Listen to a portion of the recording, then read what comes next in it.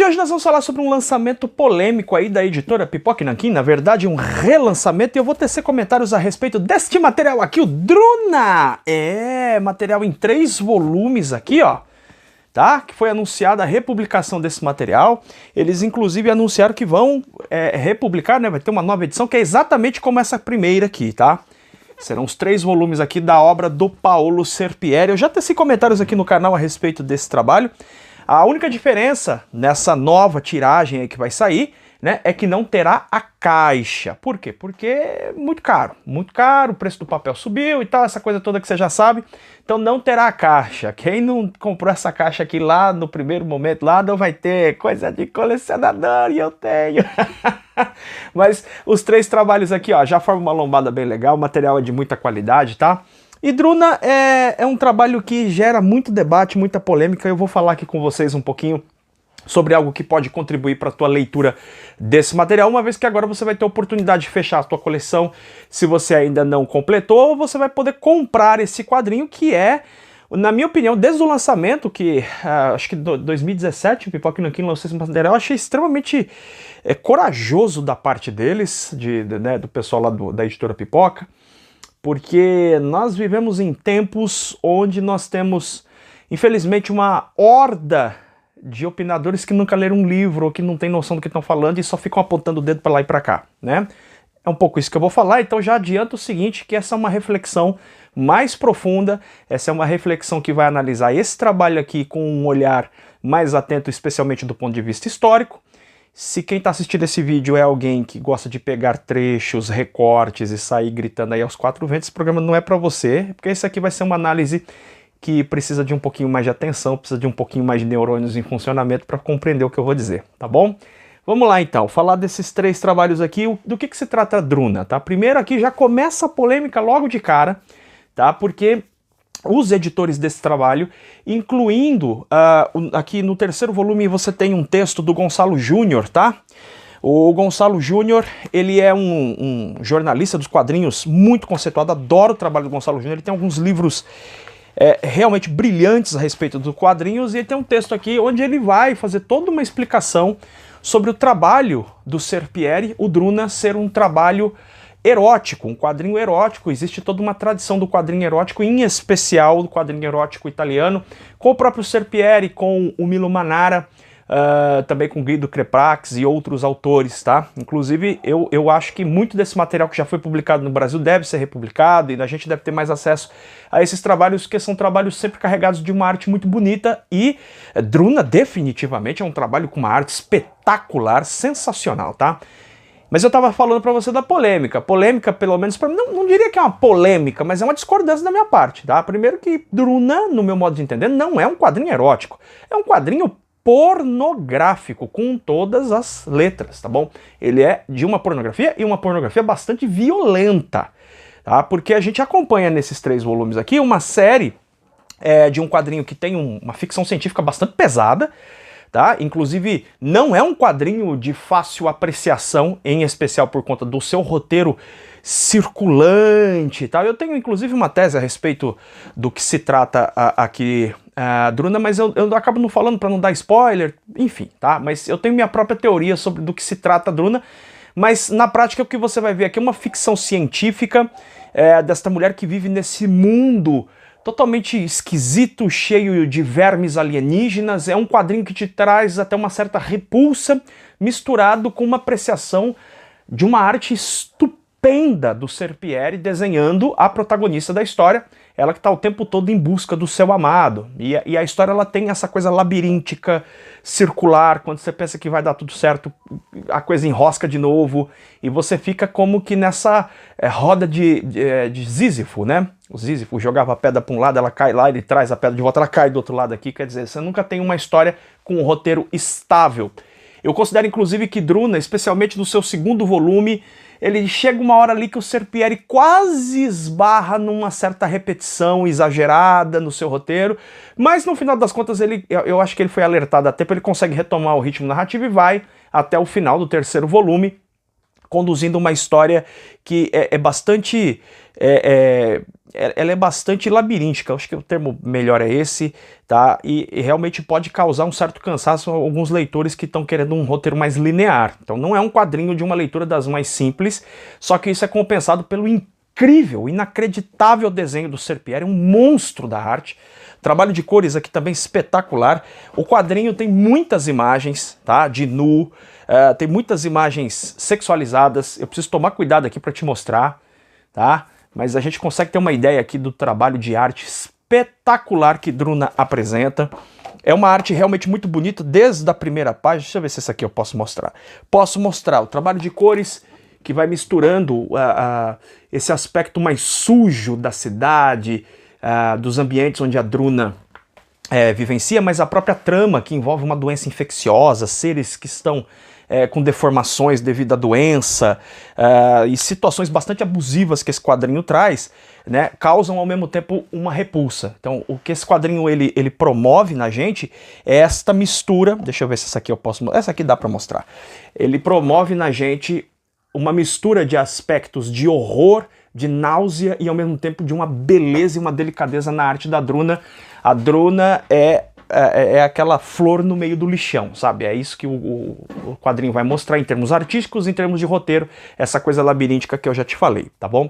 E aí vem a história lá do fato, né, de quadrinho ser pornográfico. Bom, ele tem cenas muito fortes de sexo consentido, de não consentido, de brutalização, de estupro.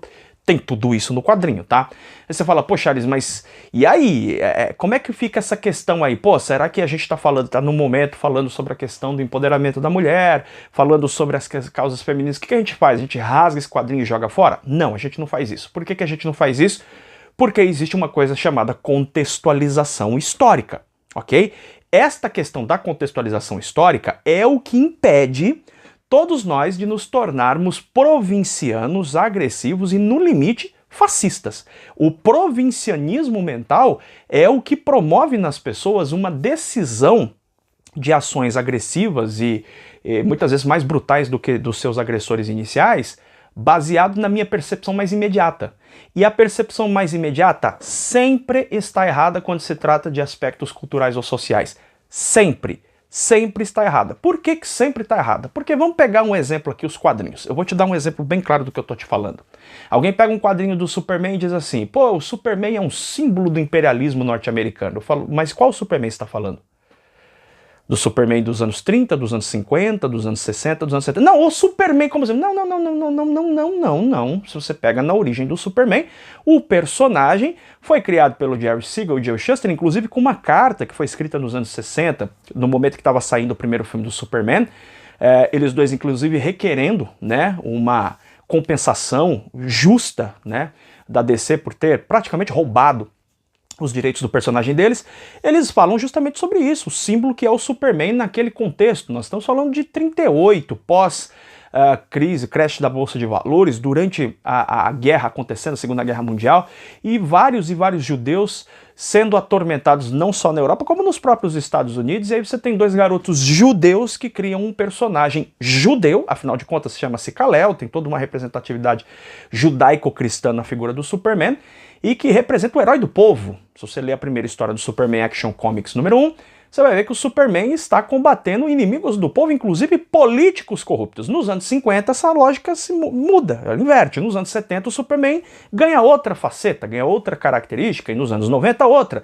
Então existe um processo de desenvolvimento, e não entenda desenvolvimento aqui como um processo de melhoria, não é disso que eu estou falando. Eu estou falando de desenvolvimento no sentido do desenrolar de uma trama desse personagem que vai apresentar várias facetas. O Batman a mesma coisa, o Tio Patinhas a mesma coisa. Ele não é o mesmo personagem ao longo das décadas, porque são pessoas diferentes que vão escrever, a própria editora vai ter intenções diferentes, vai vender para um público diferente, então esse personagem vai mudando. A gente consegue, através de uma determinada ciência, que eu já vou te falar qual, a gente consegue rastrear, né, essas várias intenções, esses vários momentos, esses vários contextos, inclusive para questionar, para denunciar, para apontar. Mas essa investigação, ela é importante exatamente porque isso impede que cometamos erros que já aconteceram no passado. a gente consegue entender que houve um processo de novas leituras, de novas percepções, e que essas leituras precisam ser feitas sempre contextualizando as intenções da época, sabendo que cada época tem a sua intenção particular. Que ciência é essa? É a ciência histórica. A história, ela não foi feita para contar o que aconteceu do passado.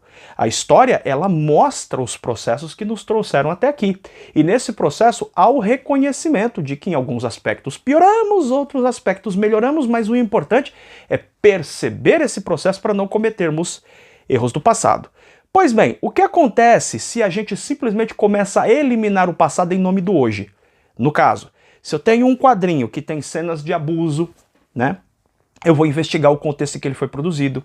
O Serpieri produz esse material no momento onde havia uma grande contestação da sociedade, e eu poderia citar vários outros quadrinhos aqui. Você pega os quadrinhos, por exemplo, do Hans Xerox, a mesma coisa, vai ter uma série de questões ali que para nossa leitura hoje é, de fato, abusiva, mas vamos olhar o contexto e a gente entende que este produto aqui é um documento histórico. Ele reflete e se refere a uma data específica, e a gente tem que ler o quadrinho sempre nessa perspectiva. Não é só quadrinho, é filme, é qualquer coisa. Tá? Quer dizer que eu concordo com isso? Não, não é esse o ponto. O ponto não é concordar, o ponto não é subscrever isso aqui como um comportamento válido ou aceitável para os dias de hoje. Se refere ao fato de perceber que o mundo não é a mesma coisa sempre. O mundo muda, os costumes mudam, a moral muda, as compreensões mudam, e ainda bem que muda. Né? Tá, mas aí se mudou, então a gente pode eliminar o passado, a gente pode pegar as obras que a gente discorda, né, rasgar e jogar no lixo. Eu posso pegar alguma história, vou dar um exemplo aqui. Nas primeiras histórias dos X-Men, as primeiríssimas histórias lá dos X-Men, a gente vê que é revelado pra gente que o professor Xavier tem uma paixão pela Jean Grey. O Xavier, com um homem ali, sei lá, 40, 50 anos, apaixonado por uma garota de 16, obviamente que para o nosso padrão de comportamento, para a nossa moral, para aquilo que a gente compreende hoje, né, sobre vários aspectos científicos, biológicos e até morais, a gente discorda disso, a gente não concorda com isso, é inaceitável isso na nossa sociedade. No entanto, nos anos 60 não era um crime, porque se compreendia essas questões de maneira diferente. Então a gente pega a página do quadrinho e rasga, tem um perigo aí. E eu não sei qual é o limite. Vou repetir, eu não sei qual é o limite, porque acho que algumas coisas precisam de fato ser superadas. Mas qual o limite disso? Eu não sei.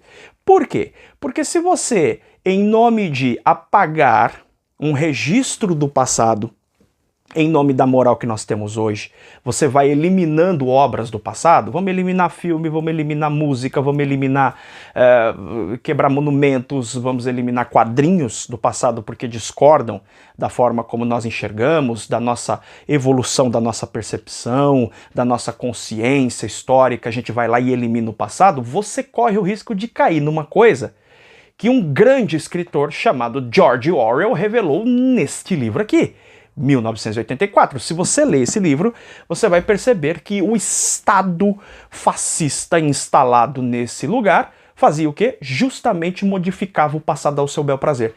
Não só destruía, como inventava novas informações, reconstruía o passado, não em nome da busca de uma compreensão de um tempo passado, tá? Sabendo que nunca, é sabido em história que você nunca consegue recuperar 100% da verdade, mas a gente sabe que é possível sim compreendermos hábitos e costumes e alcançarmos um nível de compreensão. Não de verdade absoluta. Verdade absoluta a gente não consegue compreender nem do nosso próprio tempo, mas a gente consegue compreender hábitos e condutas e costumes de uma época diferente. Isso é possível sim, através de documentos históricos, através da análise e do estudo desses registros, né? No caso de 1984, esse passado ele não só é destruído, como ele é reconstruído para ditar uma certa linha temporal que concorde com o presente.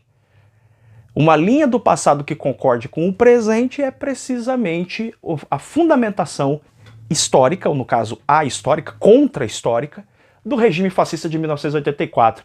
Eu sempre tive muito receio dessa história que vamos destruir aquilo que a gente não concorda, tal escritor disse isso, e às vezes não é nenhuma coisa diretamente contra aquilo que acreditamos e temos como certo, mas às vezes ele está apontando para uma direção diferente do nosso olhar e com uma rápida compreensão qualquer um está apontando o dedo e fala vamos rasgar, vamos jogar na fogueira, vamos enforcar.